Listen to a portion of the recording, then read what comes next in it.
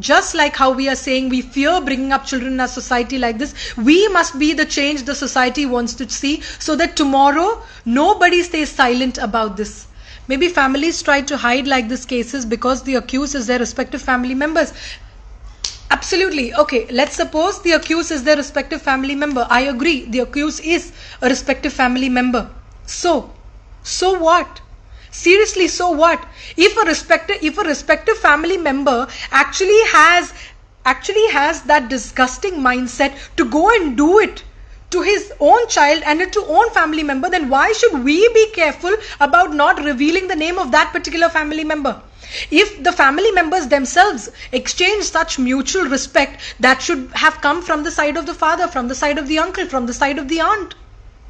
So if the family members actually dare to do something as heinous as this, then the other family members should actually go about and go and report it. Exactly like Gayatri is saying, it gives all the more reason to be exposed. You cannot hide something like this, because at the end of the day, it is the body of the abused. It's the body of the victim. Like I say, children don't realize in a small age, but as years go by, they're going to be thinking about this every single day of their lives in some way or the other. The days they become aware of their own bodies, they are not going to be liking the feeling, and all the more not going to be liking the feeling that I am the one who died in shame till now. I am the one who suffocated, because as children, there is this tendency that children often think that it is their fault. It is something wrong they did, because of which they are scared to say, because often the abuser is warning them. They're threatened to not talk. You will not believe this. In this particular case, there is big threaten involved as well. There have been big threats that have come the way of the family that is currently abused. So suddenly the family is thinking that there is some fault with them. By the time the girl or the boy actually grow up to a stage where they realize it was never my fault, it's always really late. At that point, one thing that will always strike the brain is, how did he live his life so peacefully all these years, and how am I the one who is suffering?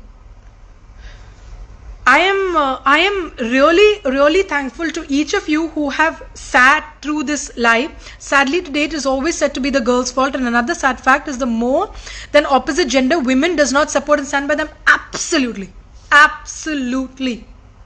Because most times it's the mothers, I can't blame the mothers alone, it's a lot of women who are telling, let's just be quiet about it, let's not just talk about it. You know, how do we talk about something like this to people? What are people going to do? How are people going to judge us? What are they going to judge you about? Like, seriously, what are they judging you about? That you... Is it the girl, is it the victim who's gone and presented herself in front of the abuser? Is it the girls or the boys' fault that they fell in front of somebody like this? And the more we keep quiet about it, the more we tell families and girls and boys like this to keep quiet about it, the more we ourselves are ascertaining the fact that the blame is the victims. It's time we change. It's really time that something like this comes. The first thing you will say is, please, let's go and report this. Finally, the parents' upbringing matters a lot. A parent of a boy should teach how to respect a woman, and a parent of a girl should teach her how to know the awareness of her own body. Absolutely, Gayatri. Seriously, upbringing does help a great lot in raising our boys and girls right. Also what I want to add here is, it is not just because that, like, let's suppose this, in the case of this father, it's not only his upbringing that is to be blamed, it is the criminal mindset that he has. Oftentimes it is a sickness that they suffer from. But again, at the same point, whenever we pass off something saying that, you know, that is the psychological disorder of that man who's a maniac, no, it is not fair. Just because he's a maniac, my daughter does not deserve to go through this. Just because he's a maniac, my sister or my friend does not deserve to go through this. The criminal mindset of people, whenever a case is justified talking about the criminal mindset of the people, that is when I want to point out, oftentimes it's the silence that just makes it worse. It's high time that societies change, and even if it's hard to change the older generations, there are so many younger ones in the family who can voice it out that no, this needs to change. To hell with the society. To hell with all of those people who will not stand by the girl today. That's a very good test cleared, you know. Oftentimes you're thinking who to trust, who not to trust, who to trust, who not to trust. Immediately cancel them off your lives. You don't need them. You really don't need them. It's like, it's like that saying, about who matters and who does not. If people are actually trying to show you that, they don't matter in your lives because they couldn't stand by you during the time that you needed them the most, you don't need them. I mean, it's best that they leave your lives. The same way with the future. If you are deciding to stay silent as a family or as a person, thinking that somebody in future is not going to get married to you because you have gone through this incident, it is a clear marriage test failed. You don't even need to think further. Because if a person cannot stand through you, through your thick and your thin, you don't need the person. Cancel. It's like you can tick him or her off your list. I think that's the best that can be done.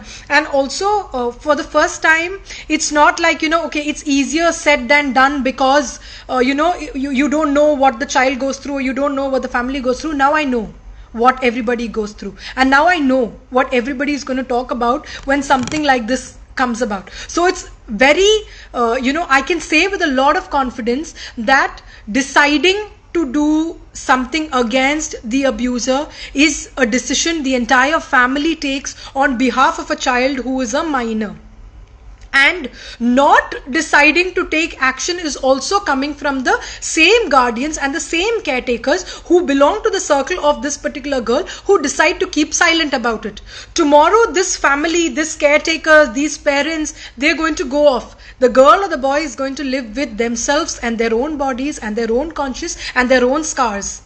And like I want to say, it is no point you give them the best of education and you give them the best of assets, the best of property, the best of houses, the best of facilities, if your insides hurt so much. If your insides hurt, nothing around you, no education, no property, nothing comes to your help. So I think as a parent, just like we remind them time and again to be aware of their own bodies, to be aware of inappropriate touching, to take care of themselves, if you have given your child the confidence to come and tell you when something goes wrong or when somebody touches you inappropriately, I also think you must then act upon what you have told your child. In the absence of which, it is even pointless for the child to even come and make mention of such a molestation case, because the people around have decided to do nothing about it. Isn't it just better than the child keeps quiet about it and lives with it anyway for the rest of her life? Because anyway there's no action. Then why go around talking about this in public? Why go around making such a news about this in public and humiliating your own self and disrespecting your own body? Because you've not only has it happened to you, you've also got it from the rest of the society that please keep quiet about it, because what's happened has happened. Let us just stay silent about this. So this is really something that I wanted to bring to your notice.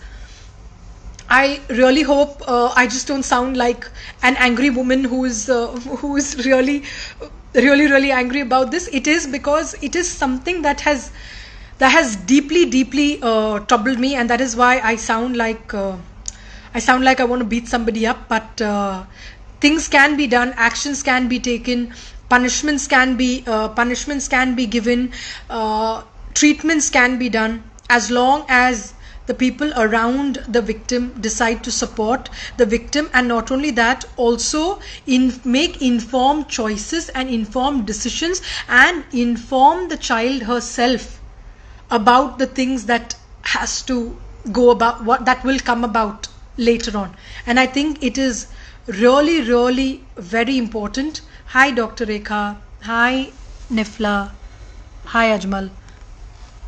I really think that we must actually take action as a society. We cannot forever blame the society as long as we, the members of the society, don't decide to change. Hi Pratibha.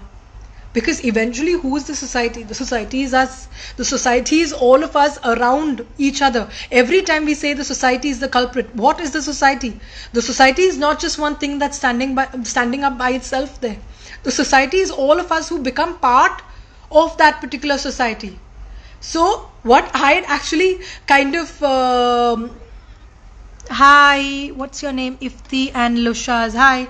What I just like to say is, if you want to redefine the society, make sure that the society you have around you is the kind of people you want in that society. And everybody else who you think are going to point fingers at you, let them do what they want to do, because they are not the ones who are anyway going to come and suffer for you or live your life for you anyway. And this applies to anything. What is the society going to say? What are people going to say? They are not going to live your life for you. They are definitely not going to live your life for you. And they are definitely not going to live through the scar. They're going to say it today and forget it 10 days later on, because they can continue living with, with what they're living with. But this is not the case of the abused. And I really think that, I really think we must do something about it. With that said, I have a daughter who's screaming right now, and I must go. But I will leave this. I will leave this on my story. I really want to take this moment to tell you thank you to every single person among you who have shared the video and tried to create awareness about it. Again and again, I sound like this angry woman because I am totally shattered at what I've heard. I am shattered that something like this could happen to somebody so close to me. This should not happen to any girl or boy, and in the unfortunate incident that it happens to any girl or boy, please let's decide not to stay silent about it. Please let's decide not to stay silent about it, because the least we can help to heal the scar of the victim is to get some action taken against the abuser, because he does not deserve to live like he just did the best thing of his life. And let me just add it here, because I'm going to leave this on the stories. Mind you, this particular father who did this has said yes, he did it and he will do it again. So this is what we are dealing with. Yeah, so there's somebody who said yes, we're going to do it again, and still we are worried about the society. Also, the trauma the child goes through does not end with the incident. The discussions how, when, why keeps going in front, back and inside the child. The support system should be strong, foolproof. Absolutely. That's why I said that it does not end with getting the abuser punished. You have to be that constant source of support to your child, that your child believes that, he or she is much more than what happened to them. That what happened to them is something that happened because, not because it was my fault, because I was unlucky to fall into the traps of such horrendous people around. Because we have an abuser who's actually saying, yes, I did it and I'm going to do it again, about his very own daughter.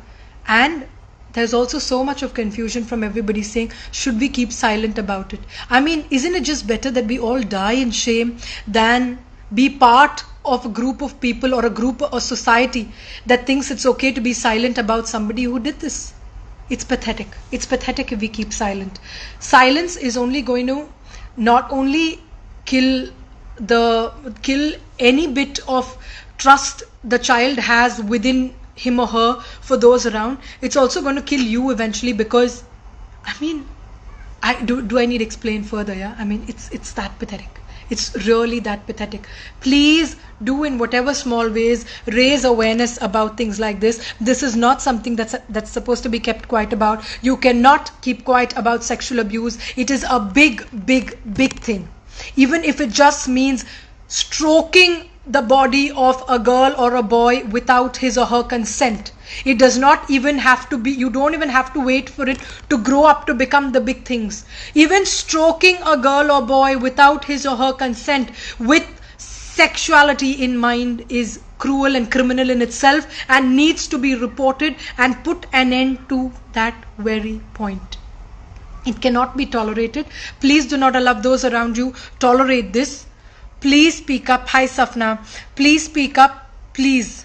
We should be aware of these types of incidents. Beware our child. Please, like I'm telling you, make your child aware is one thing. And when something happens, standing up for the awareness that you have created for the child is equally important. That is what I've been trying to say from the beginning of the live. Because we all as parents know that we need to get our children aware. We all do that. In fact, we all do that a lot. We make them a lot aware. We do tell them about inappropriate touching. The only hypocrisy we practice is that once the child has come and reported this, then we do not stand up for what we were making them aware for all their lives. then we just suddenly decide to keep quiet about it because the society will know.